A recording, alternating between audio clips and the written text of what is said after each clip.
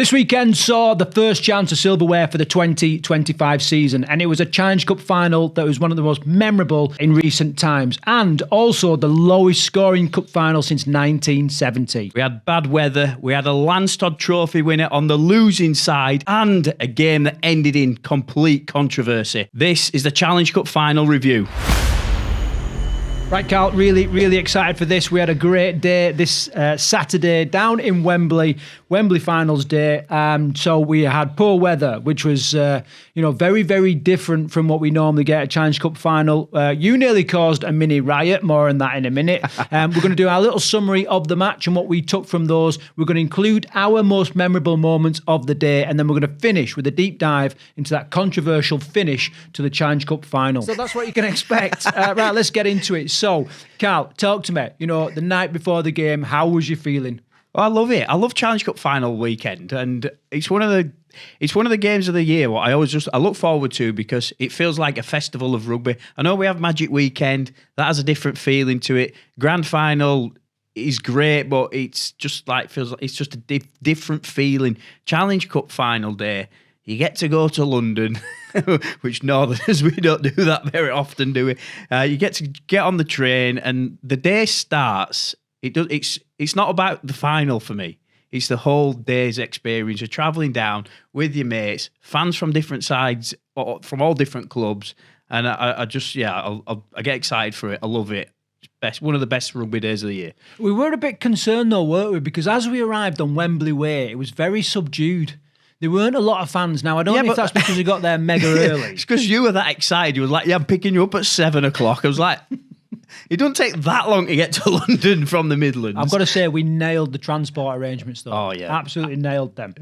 Are we keeping that in our back pocket, or are we sharing those tips? We've got a secret little parking space near Wembley, so we might share that later on. When we get to the Ashes, we might share it, so make sure you subscribe to pick up that. Right, so first things first, the forecast was light drizzle. How would you describe it? Light drizzle? I would drive where I was. I don't know about... Yeah, it absolutely teamed it down, didn't it, during the game? I think before the game it was absolutely fine, but seeing the BBC presenters, John Wilkin and... JP, Kev Brown. Yeah, they were all hiding under the same brawlies. I don't think BBC had enough brawls. Anyway, the weather played into a big factor, didn't it, in the final? Did it help Warrington? Do you know what? I'm going to say it did a little bit because Warrington had the better kicking game of the two sides. Sneyd managed to force a couple of errors with like long kicks, 40-20s and stuff. I think if we'd have been on a completely dry track, may have gone a little bit differently, that. So, yeah, definitely played into Warrington's favour a little bit. Next thing I want to talk about then is the build-up to the actual match. So, like I said, we got in the pub. We managed to get ourselves a little spot in one of the pubs there on Wembley Way. Had a couple of pints as the crowd started to arrive. And it just seemed to be dominated, in my mind, by Hull KR fans. It felt that way, didn't it? It definitely felt that way. I don't know if that was because we were near the station that was the east that Hull was coming from. But yeah, it definitely felt that way. I just want to talk about Wembley Way, actually. Walking up Wembley Way is one of the moments of the year for me. And I don't know why. It just holds such significance. I just love seeing all the fans from different sides, all taking photos. I mean, we did a terrible selfie on Wembley Way as everybody does. But we got into the pubs and started soaking up the atmosphere. Like, we got there a little bit early, but it's great. Just fans all mixing, chanting, and we threw a bit of a Warrington fan under the bus a little bit, didn't we? There were a moment in the pub where I went to the toilet. I went for a pee. I come back, and suddenly the place was full and everybody was chanting songs. It was just like the flick of a switch. The buses had just arrived and I was like, right, game on. Yeah, here we are. Any idea that this was subdued and this was going to be, an underplayed, disappointing Challenge Cup final had gone, and then like you said, one of our friends, Warrington fan, turned up and, we was having a pint, and then you just got the LKR fans riled up as he was isolated, just him and his lad and his brother, and, nearly caused a riot there. Yeah, chuck this clip in, actually.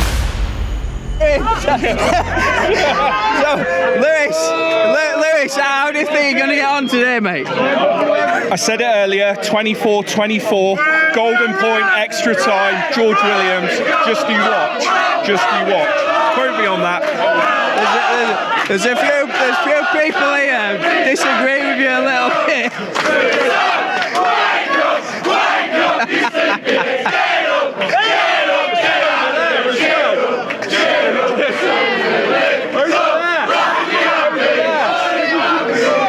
Right, Rob, tell me why you think Wyatt might have a chance in this final. In all seriousness, I think last year they didn't show up in the first half, so I'm hoping they've learnt their lesson this time. So they need to get going pretty early on. But I think George Williams coming back is going to make the difference. And I think through the middle, you're going to have Philbin, you're going to have Roderick Ty, Paul Vaughan, can't wait. I've no idea if they can hear you, mate. Because you've been absolutely drowned out by the KR fans. But yeah, cheers, mate. Cheers. Yeah, interesting that, Lewis at that time was pretty much the only person in that pub that thought Warrington had a chance. Little did we know what was about to unfold. Right, so let's just dive into the actual, getting into the I was going to go back a step, actually. I was going to go back and talk about the actual build-up to the game before we even got there. And we spoke to the chats from the Sportsman, and they was very much of the opinion of us that both sides hadn't overhyped this final. And it was two very nervous clubs, wasn't it? And they had exactly the same take on it that we did. And yeah, I think there was a lot of nervous Warrington fans who, at the time, thought they could have been there for a bit of a pumping. Some optimism, though. There's some fans definitely optimistic. And then a whole KR side who kind of, because they've been doing so well in the league this year, all the pressure was on them to perform. And it felt like they didn't want to overhype it either. So that was the mood, I think, leading towards Wembley on that day. Yeah, there could have been some serious egg on the face, on both sides. If they'd have played it wrong, if they'd done the big hype, we're coming to win, we're getting serious, blah, blah, blah. Little did we know that both sides were about to put on an absolute classic rugby league show for us. Right, so this is a couple of times now you've been in the media suite there at Wembley. Obviously, not a lot of people would see kind of behind the scenes there, Karl. I know it's your favourite little media spot. What do you like about it? Yeah, I mean, we're very privileged, aren't we, to be able to have this sort of access. But Wembley Stadium is incredible, and there's a bit of a video here I'm going to show to give people a bit of an insight in, what Wembley looks like under the covers, essentially. So yeah, you lead yourself up a little alleyway that's to the side of Wembley Way, up the lifts. And the media suites, it's quality. It's just, if you're going to report on a game, it's got everything that you need, and it's got breakout areas with desks. It's got, you get action replay on your monitor. This is the sort of thing that the press get all the time. But at Wembley, it's a little bit more special. Yeah, and not a lot of people, they might take it for granted. These reports and these live updates and all that, you sort of think, perhaps doesn't take a lot, but a lot of the journos that are around us were just constantly grafting and constantly working. There were a couple of Featherstone, a couple of journos from the local Featherstone press in front of me. They were having the time of their life, weren't they? They were loving it there at Wembley. But it is a special place and a privilege. I want to thank the RFL, the whole media team at the RFL for granting us access to that and to be able to give you this in-depth review of the day. Right, Karl. So, before kick-off, the atmosphere in the stadium, how would you describe it? Yeah, I thought the atmosphere was incredible. Two opposing fans just going at each other. With neutrals sprinkled all around the stadium. The two bottom tiers were open. There was some fans in the top tiers. 63,000 there. I thought was a pretty decent crowd, to be honest with you. Did you? Yeah, I thought it was a great crowd. I know, you get the usual bloody negatrons on Facebook. Like, you take a very select picture of the stadium, like with like some empty seats. But what they can't see is like Hull KR more or less filled. The first tier and half the second tier. Warrington had a good batch, just a sea of like blue and yellow, primrose, whatever that colour is they call it, And primrose and blue. It was really well supported, and 63,000. I mean, I remember when either team got within yards of their opposing fans, and it was hostile. The noise, noise was just went up, didn't it? And you could see, or you could feel who had ascendancy in the match. from the noise, from the crowd. So good effort to everybody that made the trip. Can I just say as well, Warrington, it was reported before the game that Hull KR were taking way more fans than Warrington. It didn't feel like that in the ground. The Hull KR definitely had more, but there was a decent following from Warrington. I don't know, mate. Did they not? No, I think Hull KR might have had maybe twice as much. Because I don't know. Because there was everyone in the tier above where we were. We couldn't see them, but there were loads of balloons coming down, banners coming down, and all that. So there were a load up there. Yeah, anyway, great support. Well done to everyone that made the trip. Right into the match then, Karl. From the kickoff, first thoughts. Ferociousness from Warrington, and they just took the game minute one straight to Hull KR, and that's what we were hoping to see, weren't we? We wanted to see two sides that were fired up. Yeah, Hull KR kicked off. Warrington had the first attack, just took the game to them from the first minute, and it was like straight away it was like, right, game on. We've got a game on here. Yeah, it was interesting as they lined up to, and they did anthems and all that kind of stuff. We commented, didn't we? Hull KR had these nice tracksuit tops on, in the rain and all that kind of stuff. Warrington didn't. They just had the plain shirts on, and we're like, what does that mean? You know what I mean? Like, what does that symbolise? Does it mean that Warrington's here? No, I think it does. It's like, listen, don't mess around with that. We're staying out. You must have done this as an amateur player, where it's like, we're not going back in the changing rooms. We're staying out here. We're going to get straight into it. You know what I mean? It would have symbolised everything. I think it's by design. I really did. Think, yeah. I remember you saying it. I was like, I don't know if he's just clutching at straws here, but I suppose if Warrington had got a bit of a kick in, I'd have gone, you're talking crap, Williams. You're talking crap there. But no. The fact that they played so well, maybe you've got a bit of a point there. No, I think it's by design, like. Yeah. Because because otherwise you'd have, it's just. Yeah, 100% part of the game plan. And then that led on to when they kicked off and Warrington, obviously, the first player received the ball, ran that in, then it was a centre, then the other centre, then a winger took the ball, and I thought that's interesting gameplay. Like are they protecting the energy of their forwards, knowing that it's going to be a big battle? Are they sharing the work? You know what I mean? So I'm really interested to what the game plan was. And I know from the press conference, which we'll talk about later on, Sam Burgess said we came and we executed, a very well thought out game plan. So it's interesting to see that unfold. Here's a question. I'm putting Craig Williams in charge of a Super League side at Wembley. Suits or track suits? Suits at Wembley. Oh, right. Yeah, so it's a special place. So interesting that you've said that you don't, like, a lot of coaches say, yeah, we just approach it like any other normal game. We don't change anything. But you're saying, actually, we're going to change what we usually do and we're going to wear suits this week. So straight away, you've changed something. Yeah, no. And Willie Peters said the same, actually. He actually said the same in his press conference after the game. He was like, we don't want to change too much. We want to keep everything the same. But then he went, but we invited Jamie Peacock in to do a motivational speak. I was like, well, you don't do that every week. So, again, that's something else that's changed from your normal routine. No, this is all smoke and mirrors, this. Right, so there's not a team that's gone to the Challenge Cup final in history, right, that hasn't made that moment significant, right? The only exception might be Wigan in the halcyon days when they were there every year. You know what I mean? And they're trying to just run the processes. Now, they might have a similar playing style to what they do every week. But I think, you've got to use whatever you can to, we call it arousal, don't we? Without sounding a bit too seedy. Stop, sounds fucking weird. It's that arousal, like raising the arousal within players to get some kind of extraordinary performance. And you do that in a number of different ways. One of the ways, like at the start of the week, everyone's getting fitted for the suits. Already it feels special.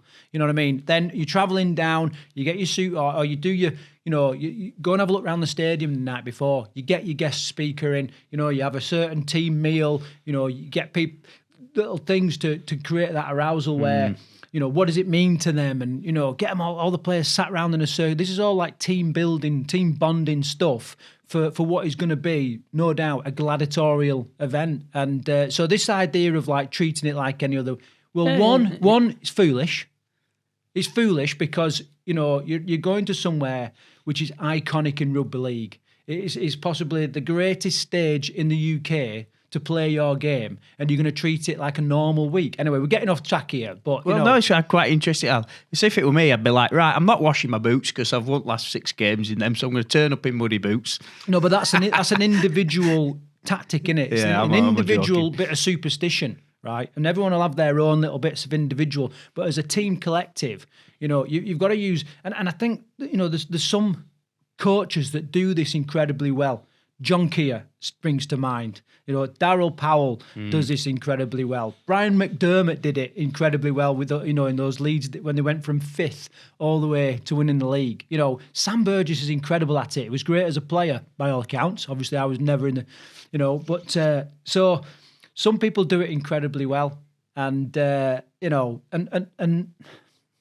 yeah, We're going off topic, haven't we? We have gone off topic, but right. So I knew, in my mind, I was thinking the first 10 minutes are key for Warrington and for Hull KR, and I thought if Warrington, bearing in mind it was their game to win, if they could keep them out in the first 10 minutes, they stood a chance. And I watched the clock tick, tick, tick, tick, tick. You know what I mean? All the way down. I'm like, they're going to do it. They're going to do it. They're going to hold them out for that mega 10-minute first stint. And then it got into the proper grind of the game, didn't it? And it was all about territory. It just both teams defended really well, and it was all about territory. And I think Hull KR were kind of making more meters when they had the ball. Warrington were counteracting that with a better kicking game. And every time Sneyd put a boot to ball, he either got more yards on the kick or he got a couple of 40-20s, didn't he? And there were just moments where the game just kept swinging one way or the other. It's like there was a knock on at the play of the ball, or an incorrect play of the ball, or I remember Joe Burgess dropping the high ball from a kick, and there was just all these little moments, and he was like, which way is it going to swing? And it just didn't really, did it? It was just on a knife edge all the way through that first half. Yeah, arm wrestle is the way to describe it. Arm wrestle, yeah. It's like every time someone got a bit of, and we thought, right, pressure's on now, the other team managed to go through a clean, often clinical set and relieve the pressure, and it was like that, backwards and forwards, you know what I mean? And where we love iconic tries like Martin Afire scored in, or the 5-try hero Tom Briscoe, okay, we love that. But this was just a masterclass in building pressure, alleviating pressure. Yeah, so Hull KR got the first penalty, didn't they? They went in lead early on with 2 points up. And then the Warrington try came and the ball ricocheted all over the place. And I suppose it's one of them where you've got to build your own luck sometimes. I think they deservedly scored that try. They put a lot of pressure on the Hull KR line. The ball ricocheted. I think it came off Jez Litton. I think it came off. And they went and scored in the corner, and it just went in at half time, which 6 points to 4 times 6 points to 2. 6 points to 2, and it was all to play for in second half, and yeah, it just made for a great second half. Well, we're going to talk about what we think was said at half time, but before we do that, we then got served some Korean chicken, Karl. So, what was your take on the old Korean chicken for lunch? Well, I thought it was good, mate, and you, I think, I don't know what's wrong with your palate, but my Rugby League Outsiders rating of the food was a solid 6 out of 10. 6 out of 10? That's not good. No, it's all right. I think I said 5, didn't I? You said 4. You said 4. You went, this is 4 out of 10. Yeah, Chicken's dry. I don't know if you were expecting like Royal Box standard meals, but I thought it was great. Sandwiches before the game as well. Rate my food. Wembley edition. I'm not tidy yet, but we've got, what is it, some Korean, Korean chicken. Fork is absolutely no good. No good at all. So they're getting downgraded for that straight away. There's a game on here, mate. Chicken's a little bit tough. Here we go.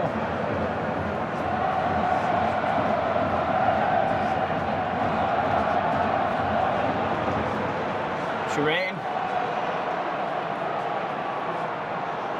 4 out of 10. Terrible. 4 out of 10. Looks amazing. It's dry, a bit salty. I'd rather have a burger. Harsh. Yeah, I don't think the chicken was dry. It was very tasty, don't get me wrong. A bit of a rice fest. Very different from other games, but we loved that. Right, back to the important stuff. Important stuff. Oh. Do you think it was a case of like Sam Burgess sort of saying, right, more of the same, stick to the game plan? It's easy to sort of guess what was going on in the Warrington change room, because I think they would have been in that change room going, stick to it, stick to the game plan, keep doing what we're doing, keep this high quality kicking game going, and we've got a real chance of taking this. I don't know what to say about probably what was going on in the whole KR dressing room. I mean, there was nothing in it. There was one try in the game. I think they probably wanted to cut down on some of their errors. I think it took them a while to settle into the game, if I'm being brutally honest. I think Warrington settled the quicker of the two sides. So, yeah, I think they probably just wanted to probably just wanted to get it to the game plan and start executing it, because I think they were kind of just reacting to what was going on at the other end of the field. Yeah, I'd love to hear from perhaps Elliot Minchella or, Michael Lewis or something, like talking about what happened at the halfway point. For me, I'm sort of thinking, from the press conference, it was obvious that they'd pinned their colours on this idea of being gritty, no-nonsense, East Hull team, you know what I mean, that's not flamboyant, we just graft hard. Yeah. And that probably came out in their playing style. Yeah. The flair from, the likes of Michael Lewis wasn't there, whether it was the weather, whether it was the attacking, the defence from Warrington. I don't really know. But yeah, they just grinded. And I'm pretty sure they didn't know how they were going to win. They just knew they would win. If they kept working hard. Yeah, if they just kept working hard, something would come up. They didn't know the how, but they knew the why, and they knew the what. So that was that. It took us all the way through the second half. Weather was pretty much the same kind of thing. And then the dying moments, within the last couple of minutes, we had this controversy. What was your thoughts on the game in the second half when there was about 15 minutes to go? How was you playing this out? What did you think was going to happen? I thought there was a chance of individual brilliance. And then I thought that if you looked around, you could see the likes of, Sneyd saying, calm down. You know what I mean? It was that experience to play out the game. It was a narrow margin. And if you could just keep tabs of Hull KR, then they would take the win. Yeah, for me, it all went down to, there was that 10 to 15 minutes when Warrington really seemed like they were on the up. And they kept getting into Hull KR's red zone, and Grubber kick through, repeat set of 6. Grubber kick through, repeat set of 6. Chip over, pinned them down right in front of the line. And it felt like it was Warrington's game to... It switched at that point. It felt like Warrington's game to win. And Hull KR just... They just found this way to just defend. And their defence was absolutely heroic. And how they didn't break that line, the defence was incredible for Hull KR. And I think, I know the try came right at the end of the game, but I think that's where Hull KR won the game. I think that defence in that 10 to 15 minutes when they were massively under the pump, I think that's what won them the game. Yeah, Warrington must have been thinking, Jesus, what else have we got to do to score? Yeah. Right, so that's that. We talked about the dire moments. We must now talk about this controversial try, no try, and pick this apart, Karl, because on the pitch, obviously there was a long deliberation by the video ref to work out whether there was a try, whether it weren't a try. It dominated conversations in press conference for both coaches and the journos. We sort of had a candid view of all that and see how that unfold. And it has dominated the reports, the post-match reports, you know what I mean, and everything that's going on in the press and on social media right now. So let's get amongst it. Talk us through the actual event, Karl. Yeah, so Tyrone May, Grubber kicked the ball through. It was wet. There was like a first attempt to dive on the ball. I think Aaron Lindop went to knock it out. He didn't quite make that. It brushed against his chest as it was going out, and then Tom Davies was the last hand, got his hand on the ball and scored the try. It was given as a try on the field by Liam Moore, but it was sent upstairs to be checked by the video referee, and everybody was like, what's going to happen here? What is going to happen here? And Warrington fans had their hearts in their mouths, and OKR fans were praying it was going to be given.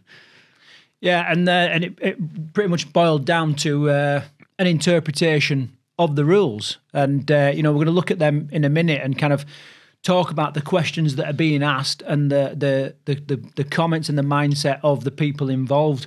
You've got to say, in regards to the weather, if the weather had been if it had been dry, would that ball have spilled out like it did? You know what I mean? And we talk about like making luck and being lucky and putting yourself in lucky positions, but I've got to ask myself, like, you know, if it weren't greasy and slippy like that, would it have gone down like this? Oh, yeah, but then you could flip that on the other way and say, well, would Wire have had so many repeat sets because they took complete advantage of the wet pitch as well, didn't they, in the in-goal area on the other end of the field? So yeah, it's one of them.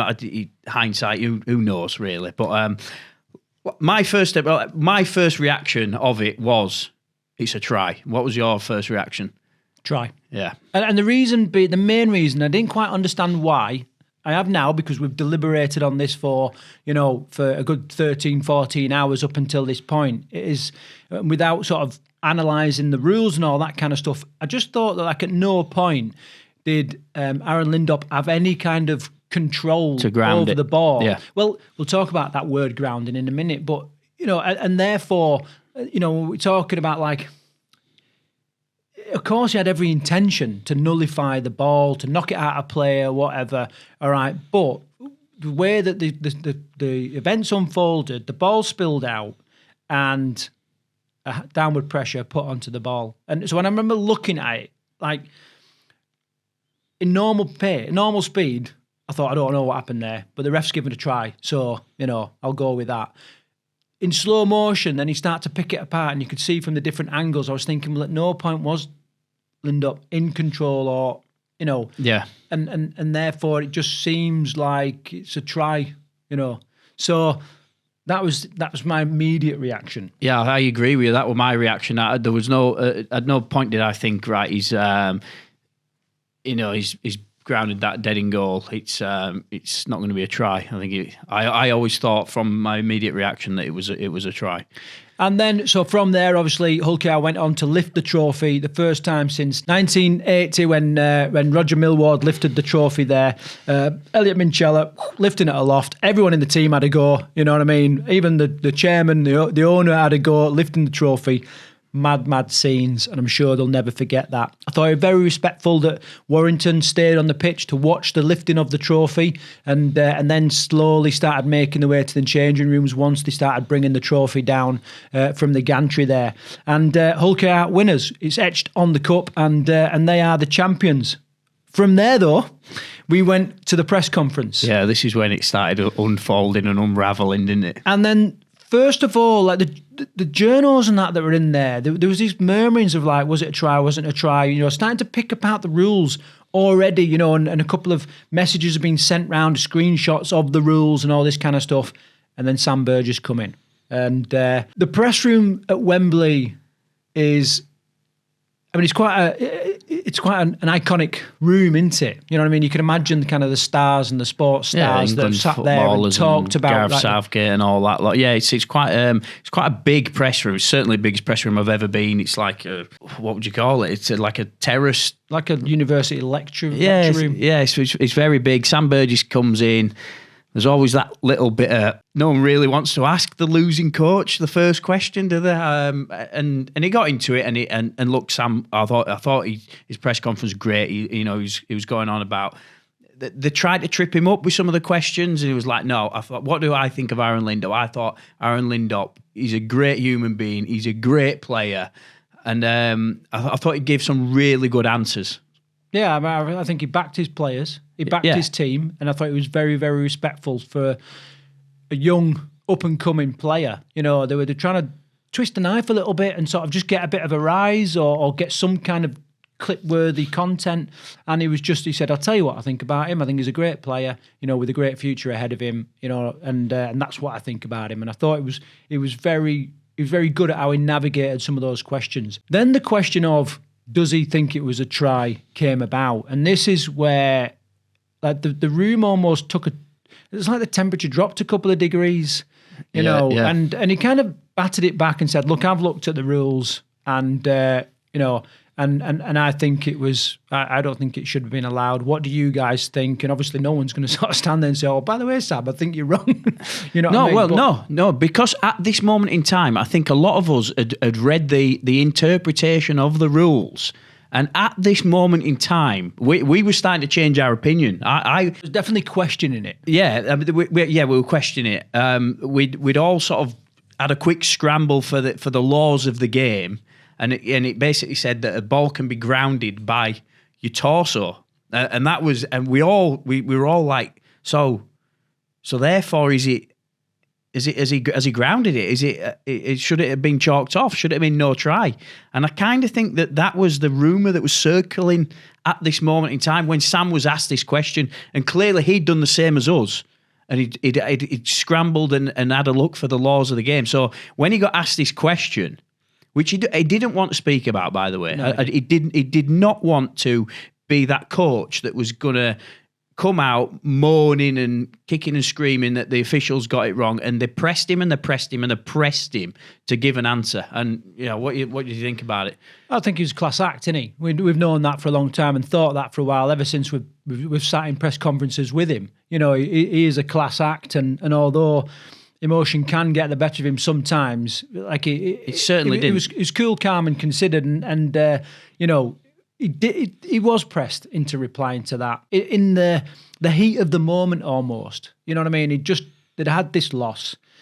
You got all his players in there. Matt Duffy, arguably one of the stars of the side, smashed his cheekbone in, wanted to play on, had to come off. You know what I mean? There was just loads going on, and and then had to pick apart this controversy. Now, what I will say is, obviously, since the game, the social media, the internet has been like awash with people on either side. Some people saying, "Yeah, this is why it's a try." You can interpret. Yeah. Some people are saying this is why it should have been chalked off.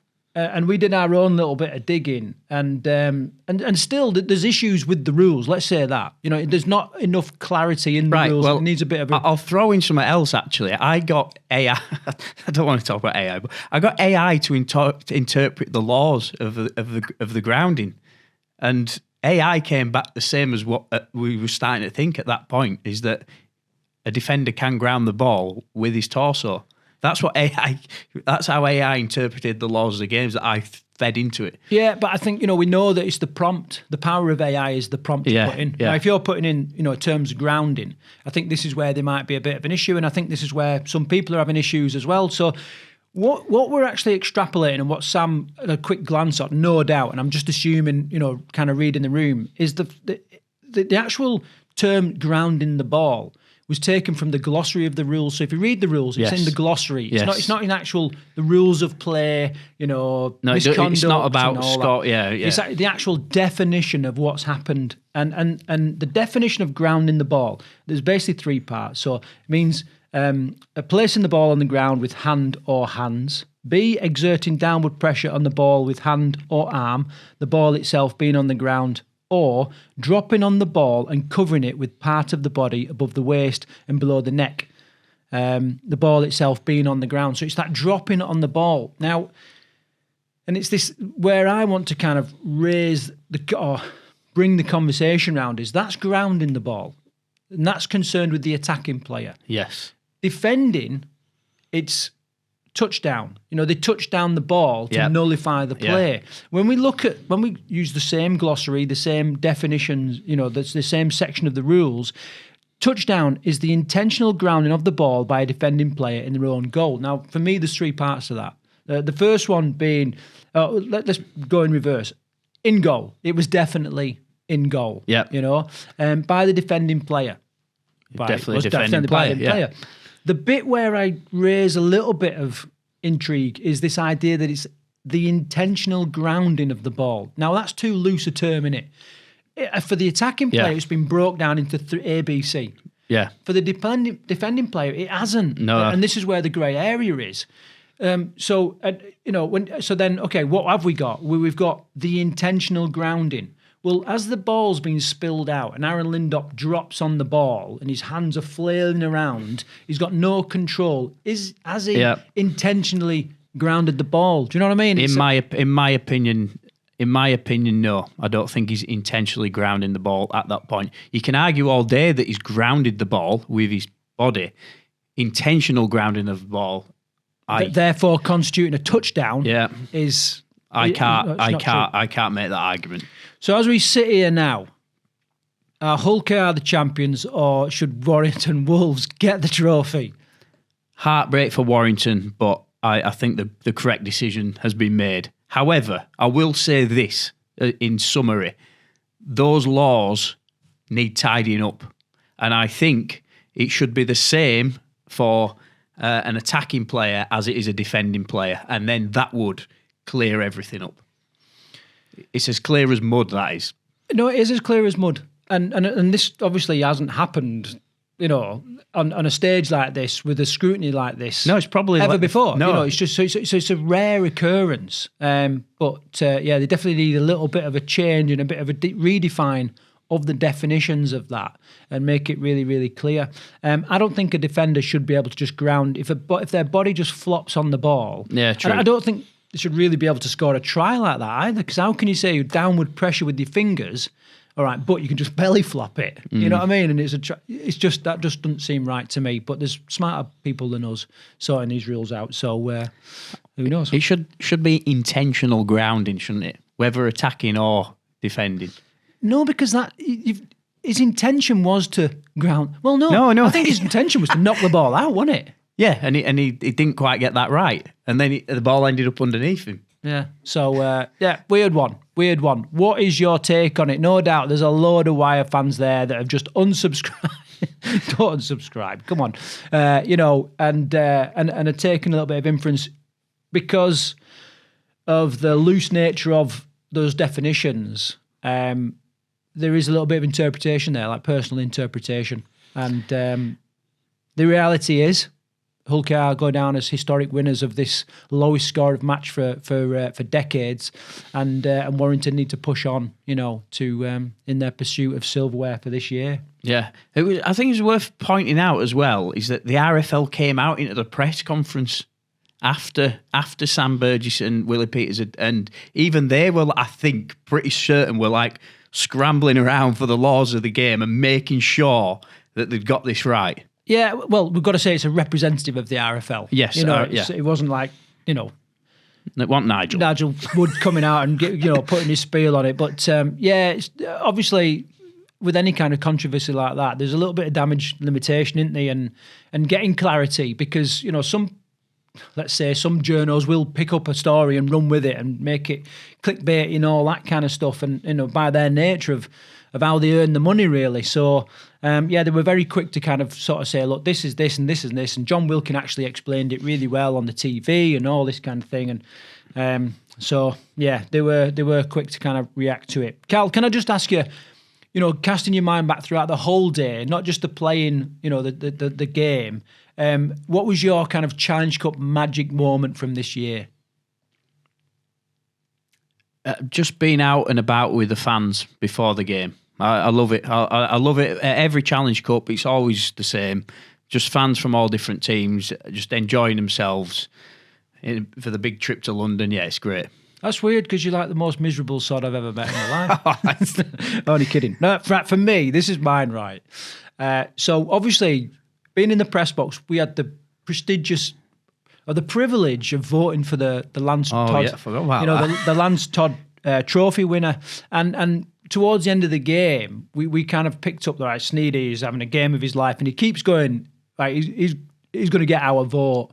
Like I was watching Sneyd constantly towards the end of the game, thinking, is he really going to be like triple Lance Todd trophy winner? He was. Obviously, he got majority of votes by a long way out of that media box. 31-6. 31-6. Michael Lewis having 6 votes from the Hull KR press. I mean, no. So, anyway, my magic moment was when the whistle blew and Hull KR had won.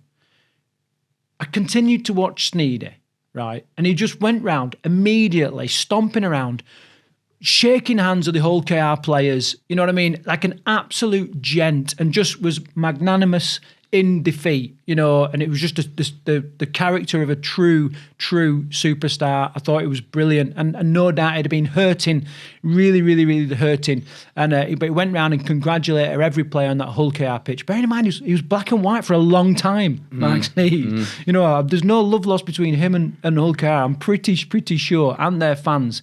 But he was very quick to do that. And then he got round his own players, giving them a pat on the back for these people that were hurting, you know, and very, very dismal. And I'll remember that. I'll remember that, you know, for my whole life. I just thought, what a great character. Yeah, class act, wasn't it? That's my magical moment. What was yours? If you were watching on TV, you know, or if you was there at the game, what moments stood out for you and what will you remember this game for? Karl, any closing remarks on this? Can't wait to do it all again next year.